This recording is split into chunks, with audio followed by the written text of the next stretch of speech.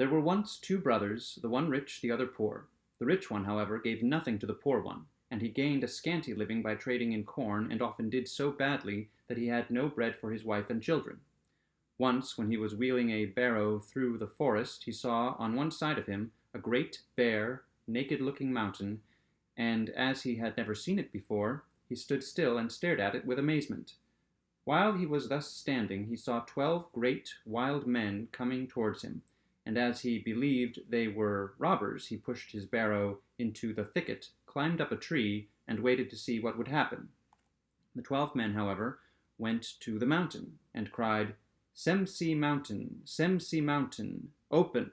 And immediately the barren mountain opened down the middle, and the 12 went into it, and as soon as they were within, it shut.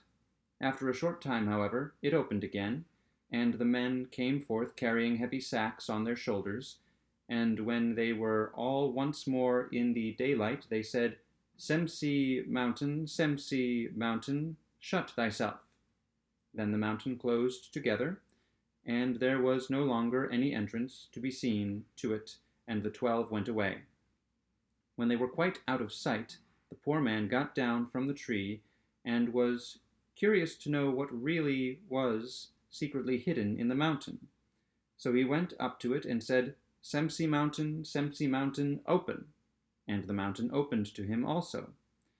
Then he went inside, and the whole mountain was a cavern full of silver and gold, and behind lay great piles of pearls and sparkling jewels, heaped up like corn. The poor man hardly knew what to do, and whether he might take any of these treasures for himself or not. But at last he filled his pockets with gold, and he left the pearls and precious stones where they were. When he came out again, he also said, Simeli mountain, shut thyself." And the mountain closed itself, and he went home with his barrow. And now he had no more cause for anxiety, but could buy bread for his wife and children with his gold, and wine into the bargain. He lived joyously and uprightly, gave help to the poor, and did good to everyone. When, however, the money came to an end, he went to his brother, borrowed a measure that held a bushel, and brought himself some more, but did not touch any of the most valuable things. When for the third time he wanted to fetch something, he again borrowed the measure of his brother. The rich man had, however, long been envious of his brother's possessions, and of the handsome way of living which he had set on foot, and could not understand from whence the riches came, and what his brother wanted with the measure.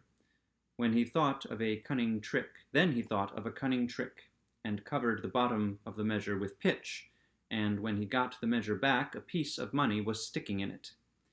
He went at once to his brother and asked him, "What hast thou been measuring in the bushel measure?" "Corn and barley," said the other. Then he showed him the piece of money, and threatened that if he did not tell the truth, he would accuse him before a court of justice. The poor man then told him everything, just as it had happened. The rich man, however, ordered his carriage to be made ready, and drove away, resolved to use the opportunity better than his brother had done, and to bring back with him quite different treasures.